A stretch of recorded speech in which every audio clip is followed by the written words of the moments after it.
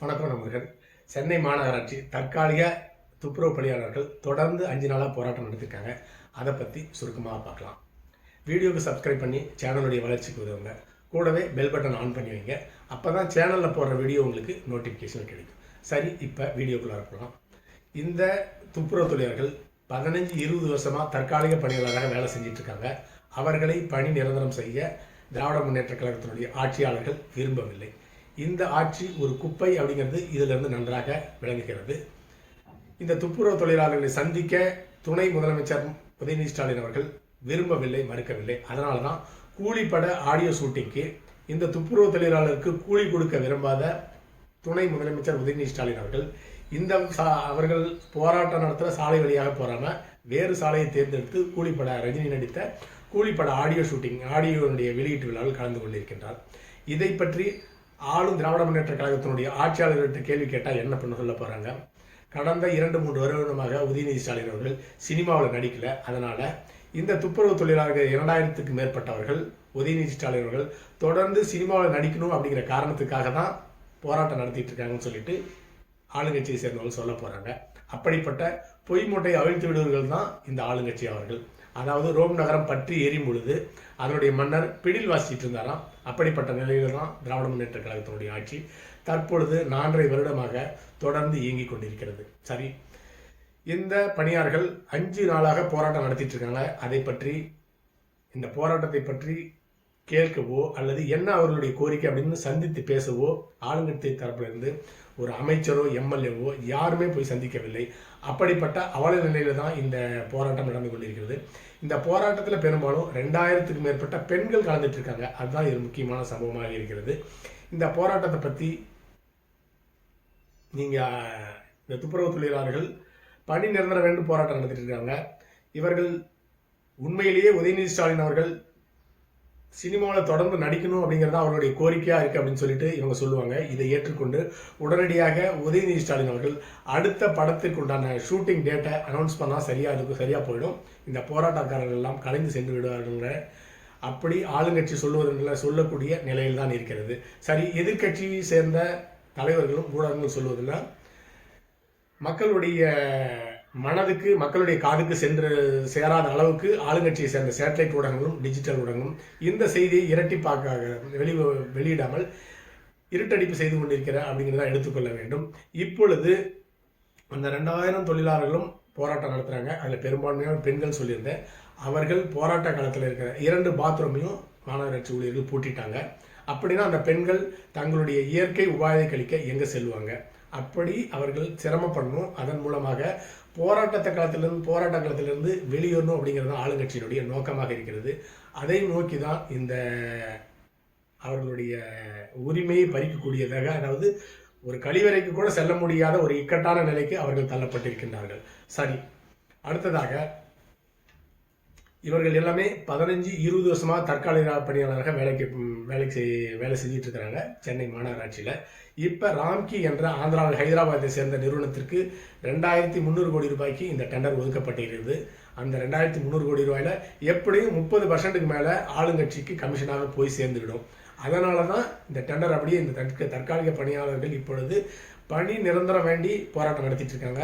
இவங்களை பர்மனன்ட் பண்ணால் நிறைய செலவாகும். அதற்கு பதிலாக தனியார் நிறுவனத்திட்ட ஒப்படைச்ச மாதிரி இருக்கும். அதில் மிகப்பெரிய கமிஷன் கிடைச்ச மாதிரி இருக்கும். அப்படிங்கிறதுனால தனியார் நிறுவனத்திடம் ஒப்படைக்கப்பட்டிருக்கிறது. இப்போ இவங்க வேலைக்கு போகிறோம் அப்படின்னு சொல்லி ஒவ்வொரு பகுதியை சேர்ந்த மண்டலத்தை சேர்ந்த அந்த துப்புரவு தொழிலாளர்கள் லெட்ஜரில் கையெழுத்து போட அந்த லெட்ஜர் கொடுங்கன்னு கேட்டால், இல்லைங்க உங்களுக்கு வேலை கிடையாது, நீங்கள் நாளையிலேருந்து வெண்ணையிலேருந்தே வேலைக்கு வர வேண்டாம், நாளையிலேருந்து நீங்கள் ராம்கி நிறுவனத்திற்கு வேலைக்கு போயிடுங்கன்னு சொல்கிறாங்க. அந்த ராம்கி நிறுவனத்திற்கு துப்புரவு டெண்டர் எடுத்திருக்காங்க 2300 கோடிக்கு. ஆனால் அவர்களிடம் எந்த விதமான ஒரு பணியாளர்கள் கூட கிடையாது. சூப்பர்வைசர் மட்டும்தான் ஒரு 10 பேர் வச்சுருப்பாங்க. மீதி எல்லாமே ஏற்கனவே இருக்க துப்புரவு தொழிலாளர்களை மாநகராட்சியிலிருந்து நிறுத்திட்டு அவர்கள் அப்படியே கொண்டு போய் நீங்கள் ராம்கியில் சேர்ந்துக்கோங்க, சேர்ந்த உடனே உங்களுக்கு உடனடியாக பரிசு தொகையாக 3000 ரூபா தரேன்னு சொல்லியிருக்கிறாங்க. அதை ஏற்றுக்கொண்டு இவங்கெல்லாம் போகவில்லை. ஏன்னு கேட்டிங்கன்னா, அங்கே போயிட்டா ஆல்ரெடி தற்காலிக பணியாளராக மாற்றப்படுவார்கள். இப்பயும் டெம்பரரியாக தான் இருக்காங்க. ஆனால் இவர்களுடைய சம்பந்தப்பட்ட வழக்கு சென்னை உயர்நீதிமன்றத்தில் நடந்துட்டு இருக்கு.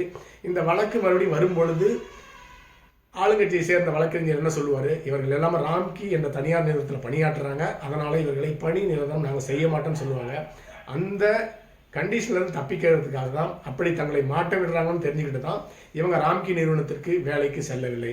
அடுத்ததாக ராம்கி நிறுவனத்திற்கு இப்போ இவங்க இந்த தற்காலிக பணியாளர்கள் எல்லாமே ஒரு நாளைக்கு 24,000 அப்படிங்கிற ஒரு மாதத்துக்கு 24,000 அப்படிங்கிற சம்பளத்தில் தான் சென்னை மாநகராட்சியில் வேலை பண்ணிட்டு இருக்காங்க. ஆனால் ராம்கி நிறுவனம் ஒரு மாதத்துக்கு 16,000 தான் சம்பளம் கொடுக்குறாங்க. அப்படின்னா சற்று ஏறக்குறைய 8,000 ரூபாய் சம்பளம் கம்மியாக தருது அந்த ராம்கி நிறுவனம். சம்பளமும் கம்மி. அடுத்ததாக ராம்கி நிறுவனத்துக்கு போய் சேர்ந்துட்டா என்றைக்குமே பணி நிரந்தரம் கிடையாது, போனஸ் கிடையாது, பிஎஃப் கிடையாது, எதுவுமே கிடையாது. அப்படிப்பட்ட நிலையில் நாங்கள் பணியாற்ற போக மாட்டோம் அப்படின்னு சொல்லிட்டு சென்னை மாநகராட்சி ஊழியர்கள், துப்புரவு தொழிலாளர்கள் இந்த போராட்டத்தை தொடர்ந்து நடத்தி கொண்டிருக்கிறார்கள். அடுத்ததாக கடந்த காலத்தில் இந்த சென்னை மாநகராட்சியினுடைய கமிஷனராக இருந்த ராதாகிருஷ்ணன் அவர்கள் ஒரு சென்னை உயர்நீதிமன்றத்தினுடைய உத்தரவை அப்படியே கடைபிடித்திருந்தார். இப்படிப்பட்ட துப்புரவு தொழிலாளருக்கு ஒரு நாளைக்கு 750 ரூபா சம்பளம் தரணும்னு சொல்லிட்டு சென்னை உயர்நீதிமன்றம் உத்தரவு போட்டது. அந்த உத்தரவை ஏற்றுக்கொண்ட மாநகராட்சி கமிஷனராக இருந்த ராதாகிருஷ்ணன் அவர்கள் அடுத்த நாளே 750 ரூபா சம்பளம் போட்டார். அப்படி சம்பளம் போட்ட அடுத்த நாளே அவர் மாற்றப்பட்டார். அதாவது துப்புரவு தொழிலாளருக்கு ஆதரவாக செயல்பட்டதற்காக அவர் மாற்றப்பட்டு விட்டார். அடுத்ததாக 29ஆம் தேதி இந்த உத்தரவு வந்தது. ஜூலை 29, ஆகஸ்ட் 1ஆம் தேதி உங்களுக்கு பணி கிடையாதுன்னு சொல்லிட்டு இந்த மாநகராட்சி சூப்பர்வைசர்கள் எல்லாமே இந்த துப்புரவு தொழிலாளர்களை அனுப்பிவிட்டார்கள்.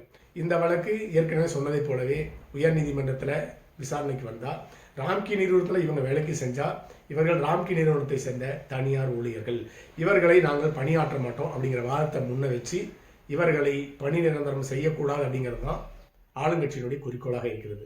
கடந்த அண்ணா திராவிட முன்னேற்ற கழகத்தினுடைய ஆட்சியில் ஏராளமான மண்டலங்கள் தனியார் மயமாக்கப்பட்டது.